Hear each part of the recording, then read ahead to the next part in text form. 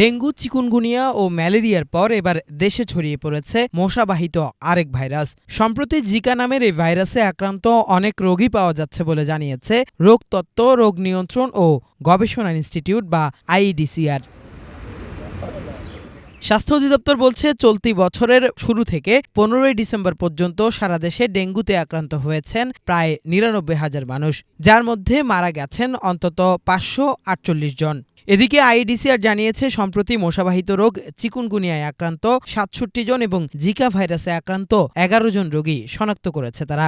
Zika আক্রান্তের এই সংখ্যাকে এখনই আশঙ্কাজনক মনে না করলেও বিষয়টি ঝুঁকিপূর্ণ বলছেন চিকিৎসকরা। ভাইরাসের ক্ষেত্রে সবচেয়ে বড় সমস্যা কি? ভাইরাসটার মধ্যে সবচেয়ে বড় সমস্যা মিউটেশন হইতেছে। প্রতি মুহূর্তে ভাইরাসের ক্যারেক্টারিস্টিক চেঞ্জ হইতেছে। আমরা যখন প্রথম ডেঙ্গু নিয়ে কথা বলছি তখন আমরা কি বললাম যে স্বচ্ছ পানিতে হয়। গত ২-৩ বছর কি বলছি যে গোলা পানিতে হচ্ছে। আগে আমরা কি বলতাম যে আগস্ট, সেপ্টেম্বর, অক্টোবরে ডেঙ্গু সিজন। এখন বলতেছি কি সব সময় হয়। আগে কি বলতাম যে আগে শীতকালে বাংলাদেশে ডেঙ্গু হইতো বললে একদম হইতোই না। কেন হইতো না? আমরা ওই যে একটা টেম্পারেচার কথা বললাম, 13°C নিচে নামলে আর এটা ওই লার্ভা থেকে ডিম থেকে লার্ভা হচ্ছে না। কিন্তু এখন দেখা গেছে বাংলাদেশের টেম্পারেচার 13°, কেন 18°, বেশিরভাগ সময় 18° থাকতেছে। এবং এই এপিডেমিওলজিক্যাল যে ফিচার্সগুলো, এই যে বিভিন্ন জিনিসগুলোর কারণে ভাইরাসের প্রতি মুহূর্তেই পরিবর্তন হচ্ছে। এবং ভাইরাসের এই যে আপনার ভাইরোলজিক্যাল ট্রেন্ড যে পরিবর্তন হয়, এটা তো কোভিডের সময় আমরা দেখছি। এক এক সময় এক এক কথা বললাম। এখন সমস্যা হলো ভেক্টর একটাই, এডিস মস্কিটো। সেটা দিয়ে আমরা একসময় দেখলাম যে সে ডেঙ্গু হইতেছে। পরে আমরা বললাম যে ডেঙ্গু 4টা ভেরিয়েন্ট আছে। পরে আবার বললাম যে ডেঙ্গু একবার একটা দিয়ে হয়। পরে বললাম এখন 2টা দিয়ে হইতেছে।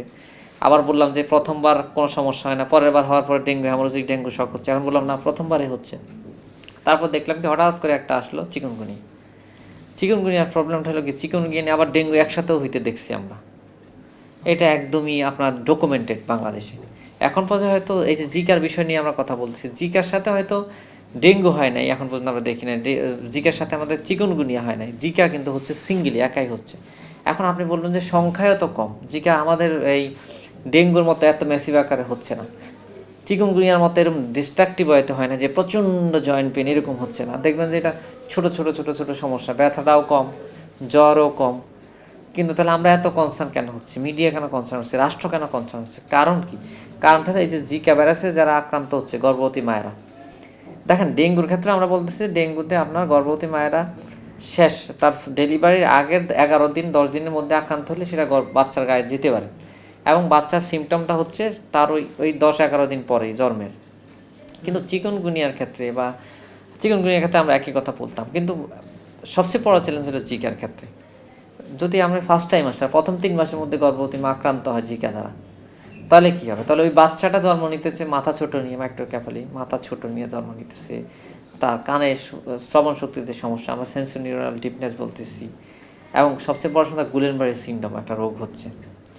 এখন দেখা গেল যে 10 জন মা আক্রান্ত হলে 10 জনে একটা 10টা বাচ্চা রোগাক্রান্ত হলো। এই 10 জনে একটা ম্যাসিভ বার্ডেন আমাদের দেশের জন্য। জিকা ভাইরাস সবচেয়ে বেশি গর্ভবতী মা ও তার সন্তানের ক্ষতি করছে জানিয়ে সতর্ক থাকতেও বলছেন এই বিশেষজ্ঞ। জিকা ভাইরাসের প্রেজেন্টেশনটা এমনভাবে আমরা হয়তো গুরুত্ব দিতেছি না। এটা যদি আজকে ডেঙ্গুর মতো একটু জ্বর অনেক বেশি হইতো, চিকুনগুনিয়ার মতো প্রচণ্ড ব্যথা হইতো, তাহলে আপনি হয়তো যত্ন নিতেন, আপনি তো চিন্তা করতেন। এখন আপনি দেখছেন হালকা জ্বর, সামান্য ব্যথা, আবার আমরা বলতেছি, ডাক্তাররা বলতেছি এটাতে শক হয় না। ডেঙ্গু আমরা হয়তো এই শক হচ্ছে না এখন বলতেছি, হয়তো আজ থেকে 5 বছর পরে বলবো যে না, হয়তো এই জিকা থেকেও মানে শক হচ্ছে, শক সিনড্রোমে যাচ্ছে, তখন হয়তো বলবো। কিন্তু এখন তো বলতেছি যে না, শক হইতেছে না, জ্বর কম, শরীর ব্যথা কম, এই জন্য আমরা গুরুত্ব দিতেছি। এই কারণে গুরুত্ব না দেওয়ার কারণে বাংলাদেশে দেখবেন যে যত জায়গায় ডেঙ্গু এখন অজপাড়া গায়েও হয় ডেঙ্গু টেস্ট। কিন্তু জিকা এত বড় বড় রোগ করতেছে গর্ভবতী মায়েদের, গর্ভে আসা সন্তানের, সে জিকা নিয়ে আমরা কনসার্ন হচ্ছি না। আপনি যদি ঢাকা শহরে আপনি যদি সার্ভে করেন, হয়তো একটা প্রতিষ্ঠানে, গবেষণা প্রতিষ্ঠান যেগুলো রয়েছে, যেন আইডিসিআর হয়তো জিকার টেস্ট করতে পারতেছেন। কিন্তু জিকার টেস্ট আপনি ঢাকা শহরে আমার মনে হয় না আপনি যতগুলো কমার্শিয়াল প্রতিষ্ঠান আছে এখানে আপনি খুব একটা করতে পারবেন বলে মনে হচ্ছে না। জিকা দুর্বল, শরীর ব্যথা করতেছে কম, জ্বর কমছে, এই জন্য আমরা গুরুত্ব দিতেছি না।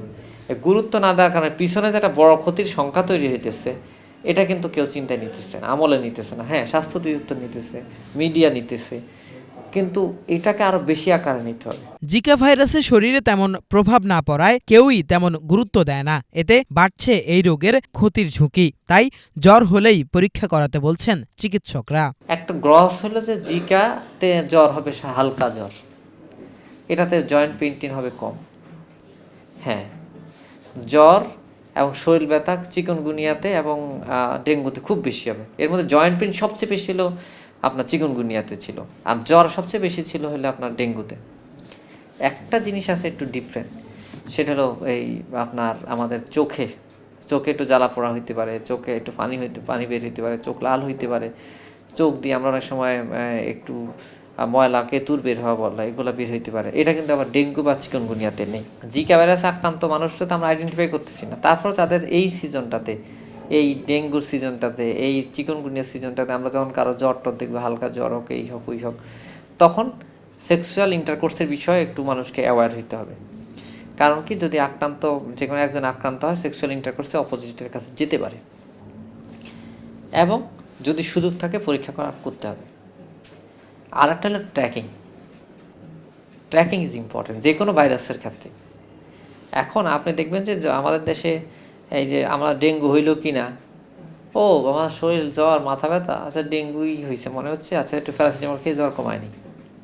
কিন্তু আমাকে এটা ডকুমেন্টেড করা দরকার যে আমার এটা ডেঙ্গু কি ডেঙ্গু না। পরের বারের জন্য যদি আমার খারাপ কিছু আমাকে ঠেকাইতে হয়, তাহলে আমাকে ডাক্তারকে বলতে হবে যে আমার আগের বার ডেঙ্গু হয়েছে। ডেঙ্গু, চিকুনগুনিয়া, জিকা কিংবা ম্যালেরিয়ায় আক্রমণ থেকে বাঁচতে মশক নিধনের পাশাপাশি সবাইকে ব্যক্তিগত পর্যায়ে সচেতন হওয়ারও পরামর্শ দিয়েছেন বিশেষজ্ঞরা। কিফায়াত শাকিল, বাংলা ভিশন, ঢাকা।